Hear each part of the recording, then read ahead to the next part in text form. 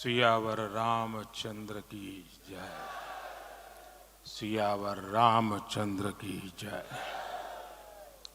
ಶ್ರದ್ಧೆ ಇಲ್ಲಿ ಉಪಸ್ಥಿತರಿರುವ ಎಲ್ಲ ಶ್ರದ್ಧಾಳುಗಳು, ಸಂತರು, ಋಷಿಗಳು ಹಾಗೂ ನಮ್ಮೊಂದಿಗೆ ಈ ಕ್ಷಣ ಹಂಚಿಕೊಳ್ಳುತ್ತಿರುವ ವಿಶ್ವದ ಮೂಲೆ ಮೂಲೆಯಲ್ಲಿನ ರಾಮಭಕ್ತರು ಸೇರಿದಂತೆ ಎಲ್ಲರಿಗೂ ಪ್ರಣಾಮಗಳು.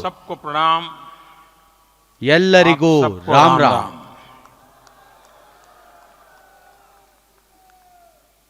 ಇಂದು ನಮ್ಮೆಲ್ಲರ ರಾಮ ಆಗಮಿಸಿದ್ದಾನೆ. ಶತಮಾನಗಳ ನಿರೀಕ್ಷೆಯ ನಂತರ ನಮ್ಮೆಲ್ಲರ ರಾಮ ಆಗಮಿಸಿದ್ದಾನೆ. ಶತಮಾನಗಳ ಅಭೂತಪೂರ್ವ ಧೈರ್ಯ, ಅಸಂಖ್ಯಾತ ಬಲಿದಾನ, ತ್ಯಾಗ ಮತ್ತು ತಪಸ್ಸಿನ ನಂತರ ನಮ್ಮೆಲ್ಲರ ಪ್ರಭು ರಾಮ ಆಗಮಿಸಿದ್ದಾನೆ. ಈ ಶುಭ ಸಂದರ್ಭದಲ್ಲಿ ನಿಮಗೆಲ್ಲರಿಗೂ ಹಾಗೂ ಸಮಸ್ತ ದೇಶವಾಸಿಗಳಿಗೂ ಪ್ರಣಾಮಗಳು. ನಾನು ಈಗ ಮಂದಿರದ ಗರ್ಭಗುಡಿಯಲ್ಲಿ ಶಿವ ಚೈತನ್ಯದ ಸಾಕ್ಷಿಯಾಗಿ ನಿಮ್ಮೆಲ್ಲರ ಮುಂದೆ ಉಪಸ್ಥಿತನಾಗಿದ್ದೇನೆ. ಬಹಳಷ್ಟು ಮಾತನಾಡಲಿಕ್ಕಿದೆ, ಆದರೆ ನನ್ನ ಕಂಠ ತುಂಬಿ ಬರುತ್ತಿದೆ. ನನ್ನ ಶರೀರ ಈಗಲೂ ಸ್ಪಂದಿತವಾಗಿದೆ. ನನ್ನ ಚಿಂತನೆ ಈಗಲೂ ಆ ಕ್ಷಣದಲ್ಲಿ ಲೀನವಾಗಿದೆ.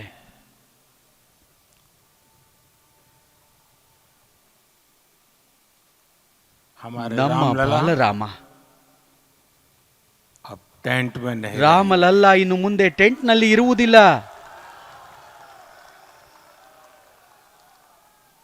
ನಮ್ಮ ರಾಮಲಲ್ಲ ಇನ್ನು ಮುಂದೆ ಈ ದಿವ್ಯ ಮಂದಿರದಲ್ಲಿ ನೆಲೆಸಲಿದ್ದಾನೆ.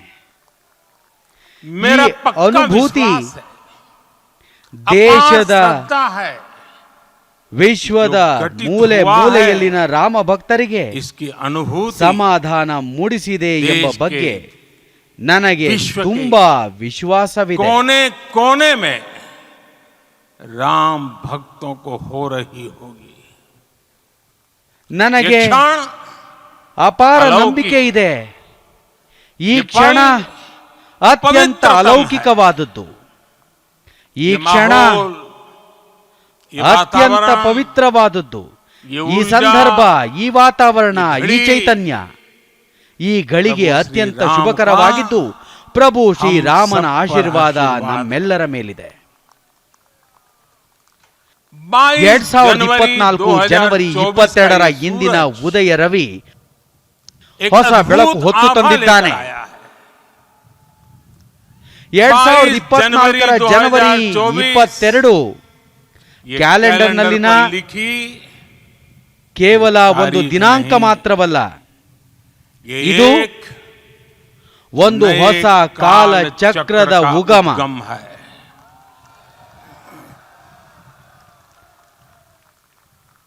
ರಾಮ ಮಂದಿರದ ಭೂಮಿ ಪೂಜೆ ಮಾಡಿದ ದಿನದಿಂದಲೂ ಇಡೀ ದೇಶದಲ್ಲಿ ಪ್ರತಿ ದಿನವೂ ಉತ್ಸಾಹ ಮತ್ತು ಪ್ರತೀಕ್ಷೆ ಹೆಚ್ಚಾಗುತ್ತಲೇ ಸಾಗಿತ್ತು.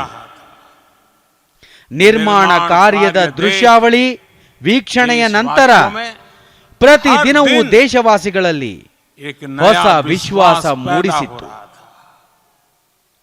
ಇಂದು ಶತಮಾನಗಳ ಕಾಲದ ಆ ಧೈರ್ಯಕ್ಕೆ ಒಂದು ಫಲ ದೊರಕಿದೆ. ಇಂದು ನಮಗೆ ಶ್ರೀರಾಮನ ಮಂದಿರ ದೊರಕಿದೆ. ಗುಲಾಮಗಿರಿಯ ಮಾನಸಿಕತೆಯನ್ನು ತೊಡೆದು ಹಾಕಿ ದಿಟ್ಟವಾಗಿ ನಿಲ್ಲಬಲ್ಲ,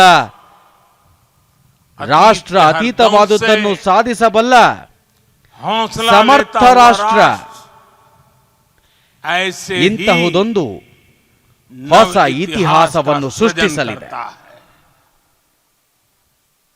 ಇಂದಿನಿಂದ आज से 1000 हजार ವರ್ಷಗಳ साल बाद भी ನಂತರವೂ ಜನರು लोग ಈ आज की ದಿನಾಂಕವನ್ನು, तारीख की, ಇಂದಿನ आज के ಕ್ಷಣವನ್ನು पल की ಚರ್ಚಿಸಲಿದ್ದಾರೆ. चर्चा करेंगे। ಇಂತಹ और ये कितनी ಕ್ಷಣದಲ್ಲಿ बड़ी ಜೀವಿಸುತ್ತಿರುವುದು, राम कृपा है ಈ कि हम ಘಟನೆಗೆ सब ಸಾಕ್ಷಿಯಾಗಿರುವುದು इस पल को जी ನಮ್ಮೆಲ್ಲರ रहे हैं, ಪಾಲಿಗೆ इसे ಬಹು ದೊಡ್ಡ साक्षात ರಾಮ प्रतीत ಕೃಪೆಯಾಗಿದೆ. देख रहे हैं। आज ಇಂದಿನ ದಿನ दिन ದಿಕ್ಕುಗಳು, दिशाएं, ದಿಗಂತ दिगंत ಎಲ್ಲವೂ सब ದಿವ್ಯತೆಯೊಂದಿಗೆ दिव्यता से ಪರಿಪೂರ್ಣವಾಗಿದೆ. परिपूर्ण है। ಈ ये ಸಮಯ समय ಸಾಮಾನ್ಯ ಸಮಯವಲ್ಲ. समय नहीं है। ಇದು ये ಕಾಲಚಕ್ರದೊಂದಿಗೆ काल के चक्र पर ಸಾರ್ವಕಾಲಿಕ ಸ್ಥಾಯಿಯಾಗಿ शाही से ಅಂಕಿತವಾಗಿರುವ अंकित हुई ಅಮಿತ अमित ಸ್ಮೃತಿ स्मृति ರೇಖೆಯಾಗಿದೆ. रेखाएं हैं।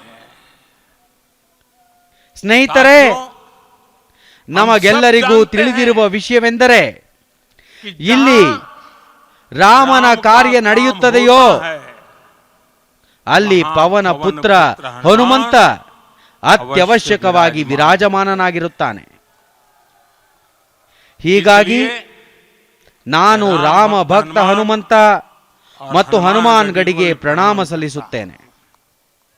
मैं माता जानकी, ಸೀತಾಮಾತೆ, ಲಕ್ಷ್ಮಣ, लक्ष्मण जी, ಭರತ, ಶತ್ರುಘ್ನ शत्रुघ्न, ಎಲ್ಲರಿಗೂ सबको ವಂದನೆ नमन ಸಲ್ಲಿಸುತ್ತೇನೆ. मैं ಪವಿತ್ರ पावन ಅಯೋಧ್ಯ ನಗರಿ ಮತ್ತು और पावन ಪಾವನಮಯವಾದ सरयू को ಸರಿಯೂ भी ನದಿಗೂ प्रणाम करता हूं।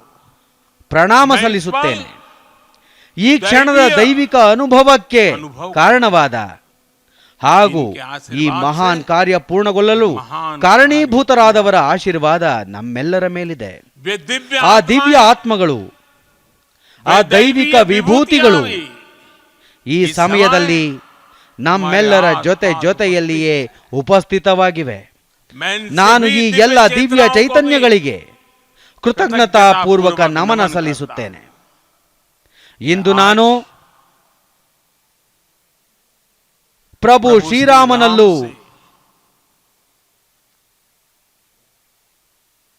ಕ್ಷಮೆ ಯಾಚಿಸುತ್ತೇನೆ. ಏಕೆಂದರೆ ನಮ್ಮೆಲ್ಲರ ತ್ಯಾಗ ತಪಸ್ಸಿನಲ್ಲಿ ಒಂದಿಷ್ಟು ಕೊರತೆಯಾಯಿತೇನೋ ಎಂಬಂತೆ ಹಲವು ಶತಮಾನಗಳ ಕಾಲ ಈ ಮಂದಿರ ಕಾರ್ಯ ಮಾಡಲಾಗಿರಲಿಲ್ಲ. ಇಂದು ಈ ಕಾರ್ಯ ಪೂರ್ಣಗೊಂಡಿದೆ.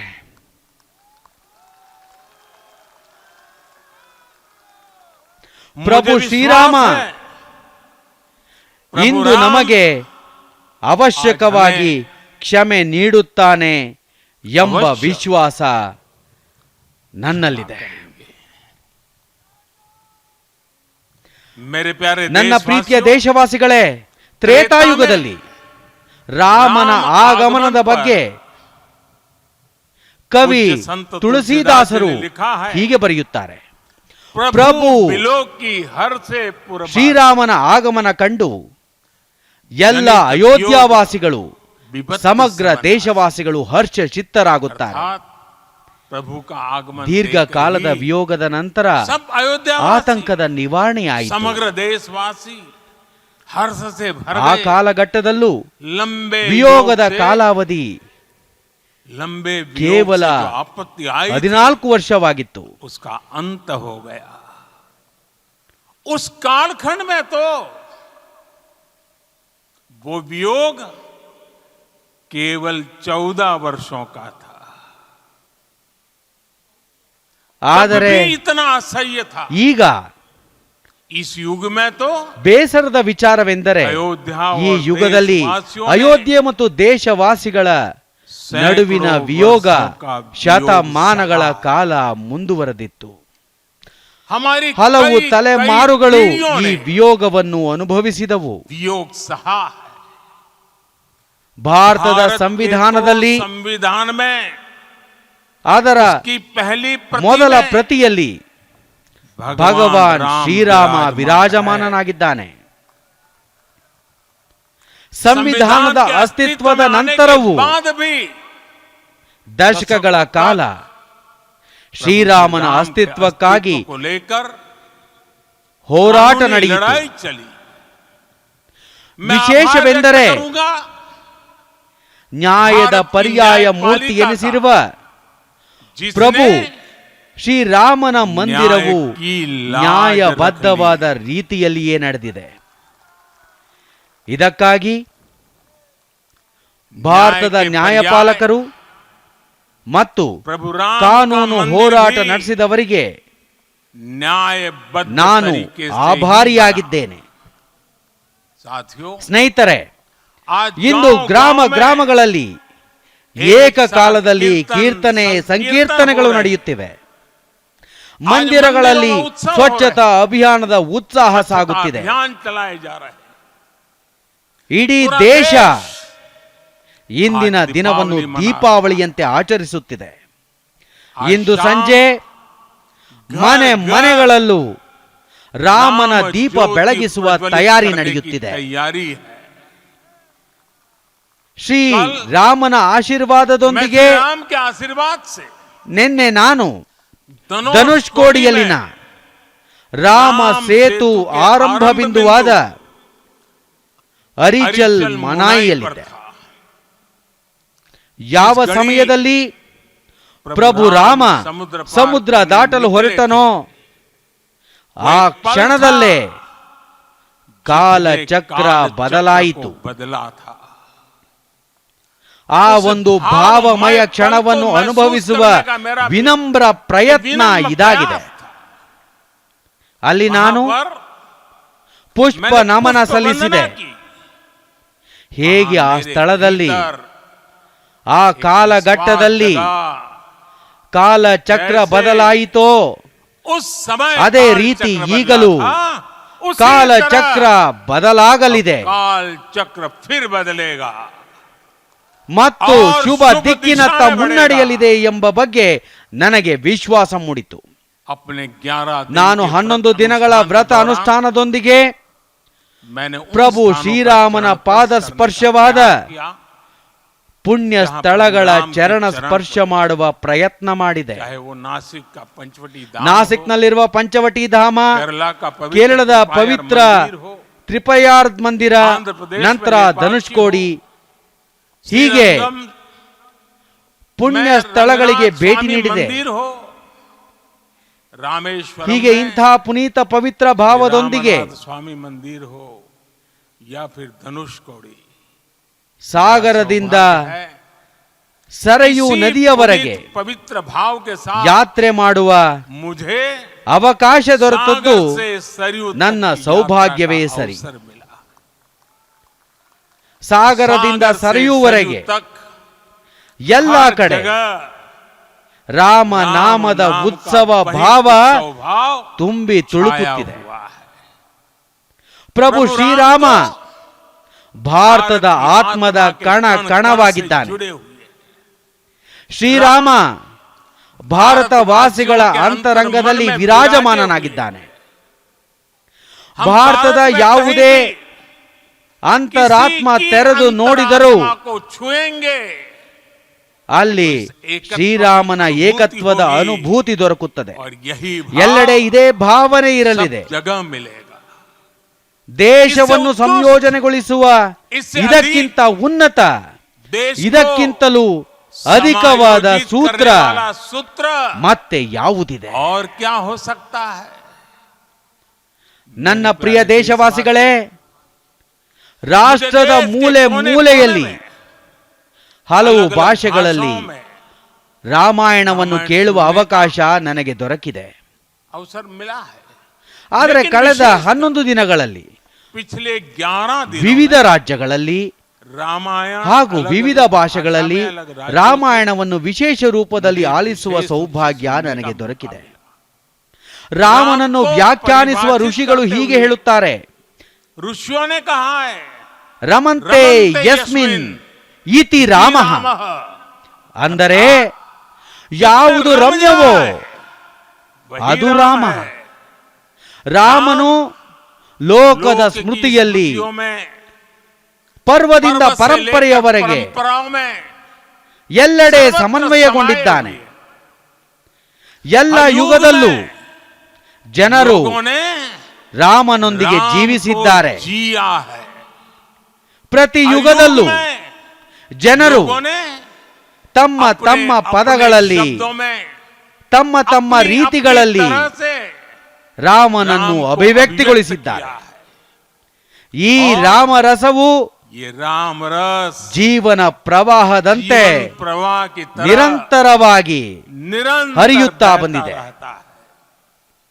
ಪ್ರಾಚೀನ ಕಾಲದಿಂದಲೂ ಭಾರತದ ಮೂಲೆ ಮೂಲೆಯ ಜನರು ರಾಮರಸದ ಸೇವನೆ ಮಾಡಿದ್ದಾರೆ.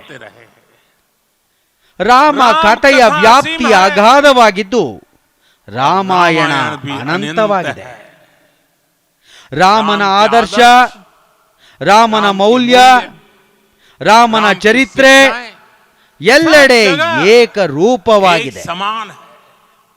ಪ್ರಿಯ ದೇಶವಾಸಿಗಳೇ, ಇಂದು ಈ ಐತಿಹಾಸಿಕ ಸಮಯದಲ್ಲಿ ಯಾರ ಕಾರ್ಯ ಮತ್ತು ಸಮರ್ಪಣೆಯಿಂದ ಇಂದು ನಾವು ಈ ಶುಭ ದಿನ ಕಾಣುತ್ತಿದ್ದೇವೆಯೋ ಅಂತಹ ವ್ಯಕ್ತಿತ್ವಗಳನ್ನು ದೇಶ ಸ್ಮರಿಸುತ್ತಿದೆ.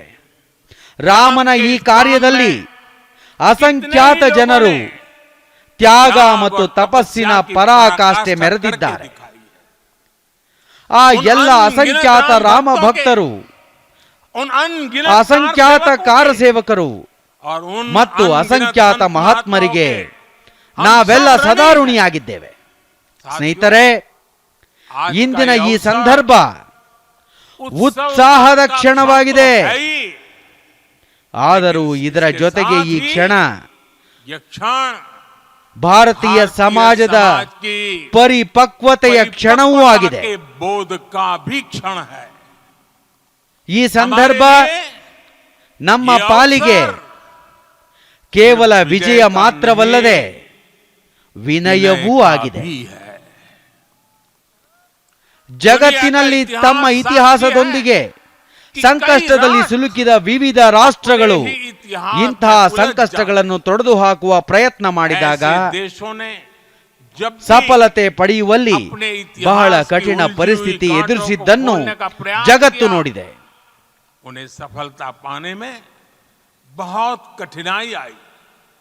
ಇಂಥವಕ್ಕೆ ಸಾಕ್ಷಿಯಾಗಿದೆ. ಹಲವು ಬಾರಿ ಪರಿಸ್ಥಿತಿ ವಿಕೋಪಕ್ಕೆ ತಿರುಗಿದೆ. ಆದರೆ ನಮ್ಮ ದೇಶದ ಇತಿಹಾಸ ಇಂತಹ ಗಂಟುಗಳನ್ನು ಗಂಭೀರತೆ ಮತ್ತು ಭಾವುಕತೆಯಿಂದ ಬಿಡಿಸಿಕೊಂಡಿದೆ. ಇದು ನಮ್ಮ ಭವಿಷ್ಯ ಅತ್ಯಂತ ಸುಂದರವಾಗಲಿದೆ ಎಂಬುದನ್ನು ಸಾರಿ ಹೇಳುತ್ತದೆ.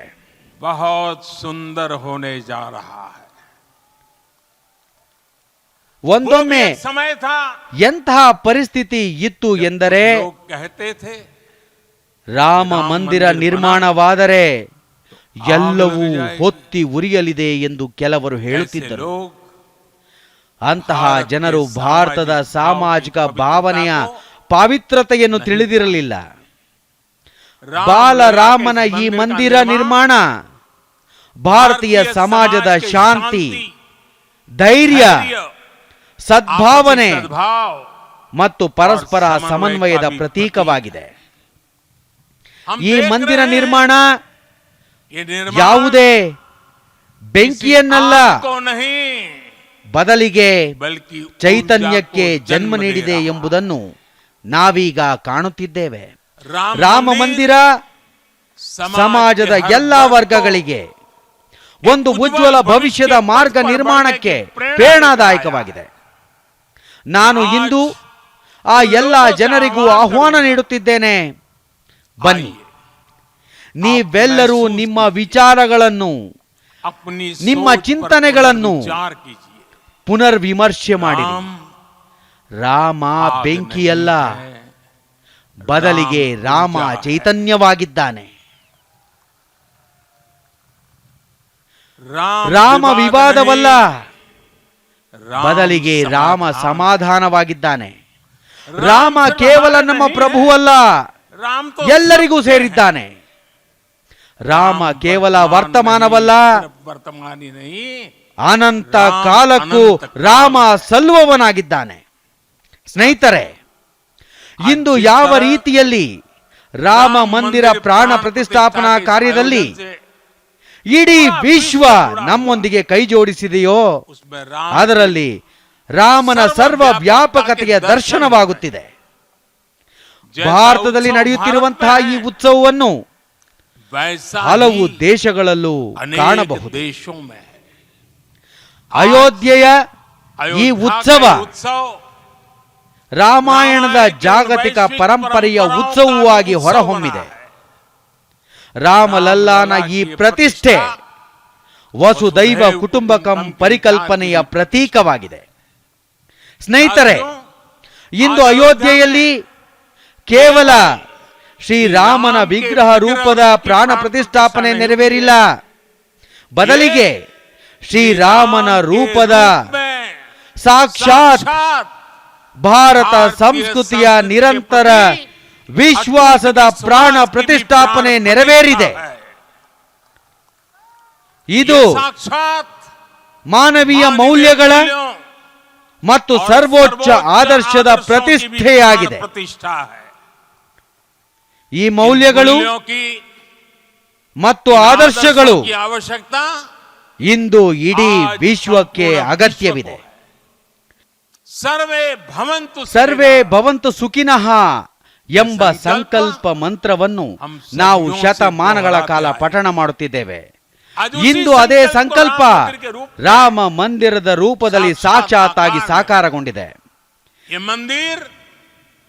ಈ ಮಂದಿರ ಕೇವಲ ರಾಮನ ರೂಪದ ಮಂದಿರವಾಗಿಲ್ಲ, ರಾಷ್ಟ್ರ ಚೇತನದ ಮಂದಿರವಾಗಿದೆ.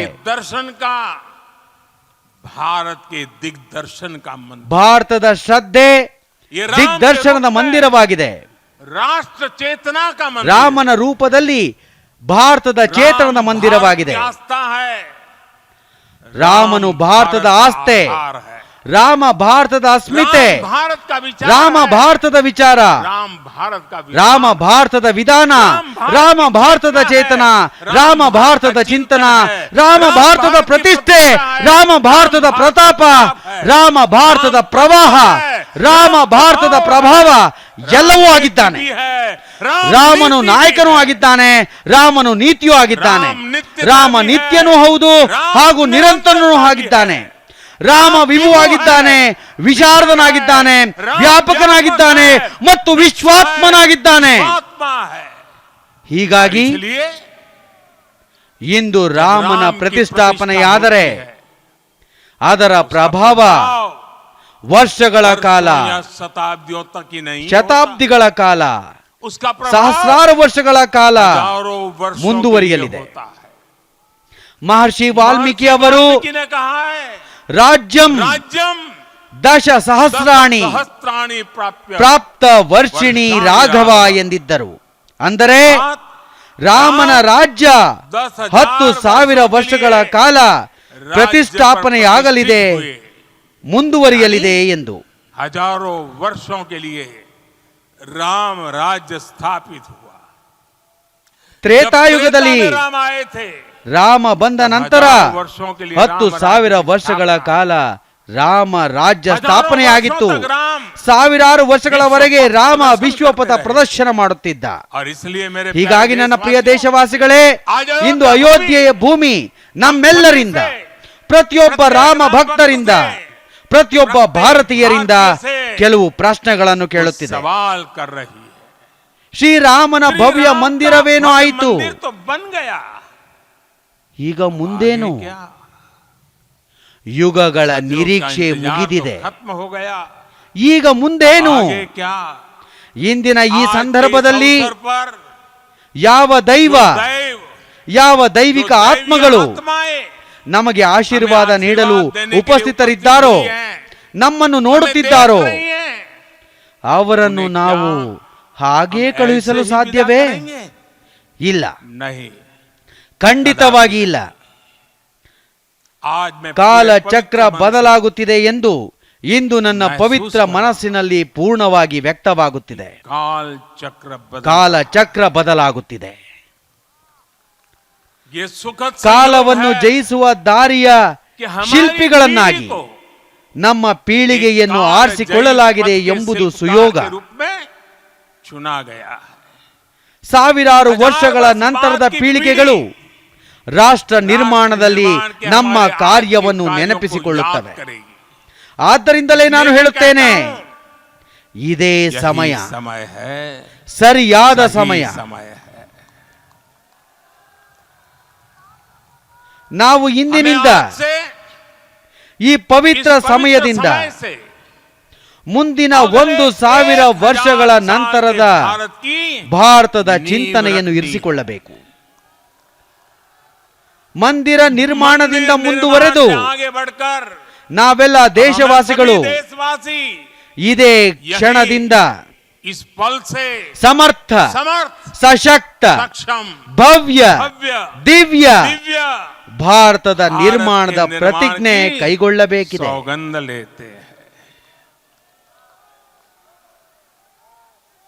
ರಾಮನ ವಿಚಾರ ಜನಮಾನಸದಲ್ಲಿಯೂ ನೆಲೆಯಾಗಿರಲಿ.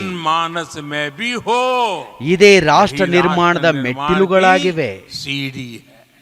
ಸ್ನೇಹಿತರೆ, ನಾವು ನಮ್ಮ ಅಂತಃಕರಣವನ್ನು ವಿಸ್ತರಿಸಿಕೊಳ್ಳಬೇಕು ಎಂಬುದು ಇಂದಿನ ಯುಗದ ನಿರೀಕ್ಷೆಯಾಗಿದೆ. ದೈವದಿಂದ ದೇಶದವರೆಗೂ, ರಾಮನಿಂದ ರಾಷ್ಟ್ರದವರೆಗೂ ನಮ್ಮ ಚಿಂತನೆಯನ್ನು ವಿಸ್ತರಿಸಬೇಕು. ಹನುಮಂತನ ಭಕ್ತಿ, ಹನುಮಂತನ ಸೇವೆ, ಹನುಮಂತನ ಸಮರ್ಪಣಾ ಭಾವ, ಇಂತಹ ಗುಣಗಳನ್ನು ನಾವು ಹೊರಗೆಲ್ಲೋ ಹುಡುಕುವ ಅಗತ್ಯವಿಲ್ಲ. ಪ್ರತಿಯೊಬ್ಬ ಭಾರತೀಯನಲ್ಲೂ ಭಕ್ತಿ, ಸೇವೆ ಹಾಗೂ ಸಮರ್ಪಣೆಯ ಭಾವ ಸಮರ್ಥ, ಸಶಕ್ತ, ಭವ್ಯ, ದಿವ್ಯ ಭಾರತದ ಅಡಿಪಾಯವಾಗುತ್ತದೆ.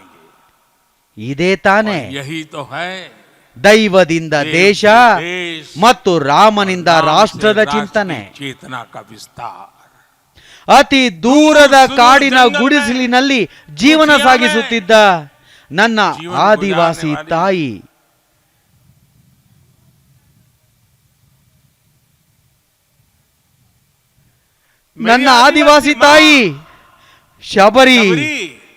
ಶಬರಿಯ ನೆನಪಾಗುತ್ತಿದ್ದಂತೆ ಅಪ್ರತಿಮ ವಿಶ್ವಾಸ ಜಾಗೃತವಾಗುತ್ತದೆ.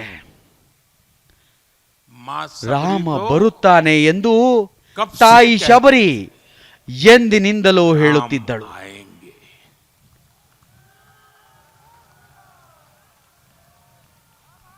ಪ್ರತಿ ಭಾರತೀಯನಲ್ಲೂ ಇದೇ ವಿಶ್ವಾಸ ಸಮರ್ಥ, ಸಶಕ್ತ, ಭವ್ಯ, ದಿವ್ಯ ಭಾರತದ ಅಡಿಪಾಯವಾಗುತ್ತದೆ. ಇದೇ ತಾನೇ ದೈವದಿಂದ ದೇಶ ಮತ್ತು ರಾಮನಿಂದ ರಾಷ್ಟ್ರದ ಚಿಂತನೆ. ನಿಷಾದ ರಾಜನ ಮಿತ್ರತ್ವ ಎಲ್ಲ ಬಂಧನಗಳನ್ನು ಮೀರಿದ್ದು ಎಂದು ನಮಗೆಲ್ಲರಿಗೂ ತಿಳಿದೇ ಇದೆ. ರಾಮನ ಕುರಿತು ನಿಷಾದ ರಾಜನ ಪ್ರೇಮ, ನಿಷಾದ ರಾಜನ ಬಗ್ಗೆ ರಾಮನ ಬಂಧುತ್ವ ಎಷ್ಟು ಮೌಲ್ಯಯುತವಾದದ್ದು. ಎಲ್ಲರೂ ನಮ್ಮವರು, ಎಲ್ಲರೂ ಸಮಾನರು. ಪ್ರತಿಯೊಬ್ಬ ಭಾರತೀಯನಲ್ಲೂ ನನ್ನವರು ಎಂಬ ಬಂಧುತ್ವದ ಭಾವನೆ ಸಮರ್ಥ, ಸಶಕ್ತ, ಭವ್ಯ, ದಿವ್ಯ ಭಾರತದ ಅಡಿಪಾಯವಾಗುತ್ತದೆ. ಇದೇ ತಾನೇ ದೈವದಿಂದ ದೇಶ ಮತ್ತು ರಾಮನಿಂದ ರಾಷ್ಟ್ರದ ಚಿಂತನೆ. ಸ್ನೇಹಿತರೆ, ಇಂದು ದೇಶದಲ್ಲಿ ನಿರಾಸೆಗೆ ಕೊಂಚವೂ ಸ್ಥಳವಿಲ್ಲ.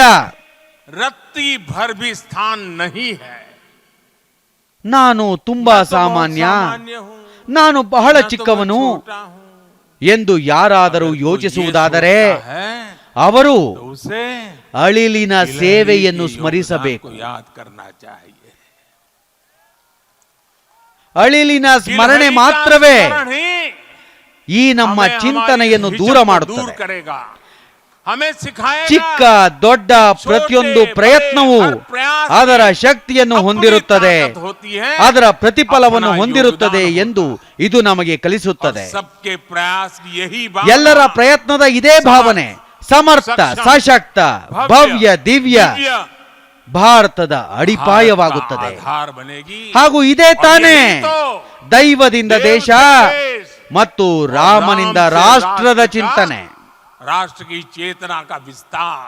ಸ್ನೇಹಿತರೆ, ಲಂಕಾಧೀಶ ರಾವಣ प्रकांड ज्ञानी थे, ಪ್ರಖಂಡ ಜ್ಞಾನಿಯಾಗಿದ್ದ, ಅಪಾರ ಶಕ್ತಿಯ ಗಣಿಯಾಗಿದ್ದ. ಆದರೆ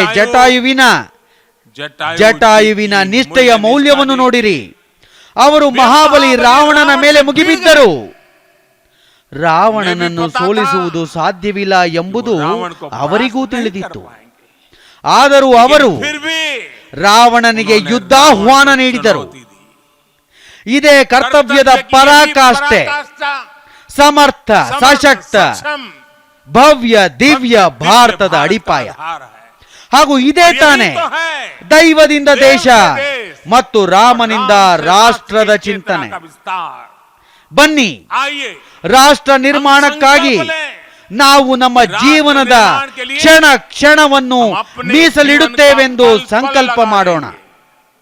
ರಾಮನ ಕೆಲಸದಿಂದ ದೇಶದ ಕೆಲಸ, ಸಮಯದ ಕ್ಷಣ ಕ್ಷಣ, ಶರೀರದ ಕಣ ಕಣ ರಾಮ ಸಮರ್ಪಣೆಯನ್ನು ರಾಷ್ಟ್ರ ಸಮರ್ಪಣೆಯ ಧ್ಯೇಯದೊಂದಿಗೆ ಜೋಡಿಸೋಣ. ನನ್ನ ದೇಶವಾಸಿಗಳೇ, ಪ್ರಭು ಶ್ರೀರಾಮನಿಗೆ ನಮ್ಮ ಪೂಜೆ ವಿಶೇಷವಾಗಿರಬೇಕು. ನಮ್ಮ ಪೂಜೆ ಆರಾಧನೆಗಿಂತಲೂ ಆತ್ಮಕ್ಕಿಂತ ಮಿಗಿಲಾಗಿ ಸಮಷ್ಟಿಗಾಗಿ ಜರುಗಬೇಕು. ಈ ಪೂಜೆ ಅಹಂಕಾರವನ್ನು ಮೀರಿ ಜಗತ್ತಿನ ಒಳಿತಿಗಾಗಿರಬೇಕು. ಪ್ರಭುವಿಗೆ ಅರ್ಪಿಸುವ ನೈವೇದ್ಯ ವಿಕಸಿತ ಭಾರತಕ್ಕಾಗಿ ನಮ್ಮ ಪರಿಶ್ರಮದ ಪರಾಕಾಷ್ಠೆಯ ಪ್ರಸಾದವಾಗುತ್ತದೆ. ನಾವು ಪ್ರತಿನಿತ್ಯ ಪರಾಕ್ರಮ ಪುರುಷಾರ್ಥ ಸಮರ್ಪಣೆಯ ಪ್ರಸಾದವನ್ನು ಪ್ರಭು ರಾಮನಿಗೆ ಅರ್ಪಿಸಬೇಕು. ಇದರಿಂದ ನಿತ್ಯವೂ ರಾಮನ ಪೂಜೆ ಮಾಡಬೇಕು. ಆಗ ಮಾತ್ರ ಭಾರತವನ್ನು ವೈಭವಶಾಲಿ ಹಾಗೂ ವಿಕಸಿತವಾಗಿ ಮಾಡಲು ಸಾಧ್ಯ. ನನ್ನ ಪ್ರೀತಿಯ ದೇಶವಾಸಿಗಳೇ, ಇದು ಭಾರತದ ವಿಕಾಸದ ಅಮೃತ ಕಾಲ. ಇದು ಭಾರತ ಯುವ ಶಕ್ತಿಯಿಂದ ತುಂಬಿದೆ. ಬೆಳಕು ಪ್ರಜ್ವಲಿಸುತ್ತಿದೆ. ಈ ರೀತಿಯ ಸಕಾರಾತ್ಮಕ ಪರಿಸ್ಥಿತಿ ಮತ್ತೆಂದು ಬರುವುದೋ ಯಾರಿಗೆ ಗೊತ್ತು. ನಾವೀಗ ತಲೆ ತಗ್ಗಿಸಬಾರದು. ನಾವೀಗ ಕುಳಿತುಕೊಳ್ಳಬಾರದು. ನಿಮ್ಮ ಮುಂದೆ ಸಾವಿರಾರು ವರ್ಷಗಳ ಪರಂಪರೆಯ ಪ್ರೇರಣೆ ಇದೆ. ನೀವು ಭಾರತದ ಆ ಪೀಳಿಗೆಯ ಪ್ರತಿನಿಧಿಗಳು ಎಂದು ನಾನು ನನ್ನ ದೇಶದ ಯುವ ಜನತೆಗೆ ಹೇಳುತ್ತೇನೆ. ಯಾರು ಚಂದ್ರನ ಮೇಲೆ ತ್ರಿವರ್ಣ ಧ್ವಜ ಹಾರಿಸಿದ್ದಾರೋ, ಯಾರು 15 ಲಕ್ಷ ಕಿಲೋಮೀಟರ್ ದೂರ ಕ್ರಮಿಸಿ ಸೂರ್ಯನ ಬಳಿಗೆ ತೆರಳಿ ಆದಿತ್ಯ ಯೋಜನೆಯನ್ನು ಸಫಲಗೊಳಿಸುತ್ತಿದ್ದಾರೋ, ಯಾರು ಆಗಸದಲ್ಲಿ ತೇಜಸ್, ಸಾಗರದಲ್ಲಿ ವಿಕ್ರಾಂತ್ನ ಯಶಸ್ವಿ ಯಾತ್ರೆ ನಡೆಸಿದ್ದಾರೋ, ಅವರ ಬಗ್ಗೆ ಹೆಮ್ಮೆ ಪಡುತ್ತಾ ನೀವು ಭಾರತದ ಹೊಸ ಬೆಳಗನ್ನು ಬರೆಯಬೇಕು. ಪರಂಪರೆಯ ಪವಿತ್ರತೆ ಹಾಗೂ ಆಧುನಿಕತೆಯ ಅನಂತತೆ, ಈ ಎರಡರ ದಾರಿಯಲ್ಲಿ ಸಾಗುತ್ತಾ ಭಾರತ ಸಮೃದ್ಧಿಯ ಗುರಿಯವರೆಗೂ ತಲುಪಲಿದೆ. ನನ್ನ ಸ್ನೇಹಿತರೆ, ಮುಂದೆ ಬರುವ ಕಾಲ ಸಫಲತೆಯ ಸಮಯವಾಗಿದೆ. ಮುಂದೆ ಬರುವ ಸಮಯ ಸಿದ್ಧಿಯದಾಗಿದೆ. ಭಾರತದ ಬೆಳವಣಿಗೆಗೆ, ಭಾರತದ ಉದಯಕ್ಕೆ ಈ ಭವ್ಯ ರಾಮ ಮಂದಿರ ಸಾಕ್ಷಿಯಾಗಲಿದೆ. ಭವ್ಯ ಭಾರತದ ಅಭ್ಯುದಯಕ್ಕೆ, ವಿಕಸಿತ ಭಾರತಕ್ಕೆ ಈ ಭವ್ಯ ರಾಮ ಮಂದಿರ ಸಾಕ್ಷಿಯಾಗಲಿದೆ. ನಮ್ಮ ಗುರಿ ಸತ್ಯ ಹಾಗೂ ಪ್ರಾಮಾಣಿಕವಾಗಿದ್ದರೆ, ಗುರಿ ಸಾಮೂಹಿಕವಾಗಿದ್ದರೆ ಮತ್ತು ಸಂಘಟಿತ ಶಕ್ತಿಯಿಂದ ಕೂಡಿದ್ದರೆ ಗುರಿ ಸಾಧನೆ ಅಸಂಭವವಲ್ಲ ಎಂಬುದಕ್ಕೆ ಈ ಮಂದಿರ ಪ್ರತೀಕವಾಗಿದೆ. ಇದು ಭಾರತದ ಸಮಯವಾಗಿದ್ದು ಭಾರತ ಈಗ ಮುಂದುವರಿಯಲಿದೆ. ಶತಮಾನಗಳ ನಂತರ ನಾವು ಇಲ್ಲಿಗೆ ತಲುಪಿದ್ದೇವೆ. हम यहाँ पहुंचे हैं. ನಾವೆಲ್ಲರೂ हम सबने ಈ ಯುಗದ ಈ ಕಾಲಮಾನದ कालखंड का ನಿರೀಕ್ಷೆಯಲ್ಲಿದ್ದೆವು. इंतजार किया है. ಈಗ ನಾವು अब हम ನಿಲ್ಲುವುದಿಲ್ಲ. रुकेंगे नहीं. ನಾವು ವಿಕಾಸದ ಅತ್ಯುನ್ನತ ಶಿಖರದ ಮೇಲೆ ಸಾಗಿ ನಂತರ ವಿರಮಿಸುತ್ತೇವೆ. ಇದೇ ಭಾವನೆಯೊಂದಿಗೆ ರಾಮಲಲ್ಲಾನ ಚರಣಗಳಿಗೆ ಪ್ರಣಾಮ ಮಾಡುತ್ತಾ ನಿಮಗೆಲ್ಲರಿಗೂ ಶುಭ ಕೋರುತ್ತೇನೆ. बहुत बहुत शुभकामनाएं. ಎಲ್ಲ ಸಂತರ ಚರಣಗಳಿಗೆ ನನ್ನ ಪ್ರಣಾಮಗಳು. सियावर रामचंद्र की, सियावर रामचंद्र की, सियावर रामचंद्र की.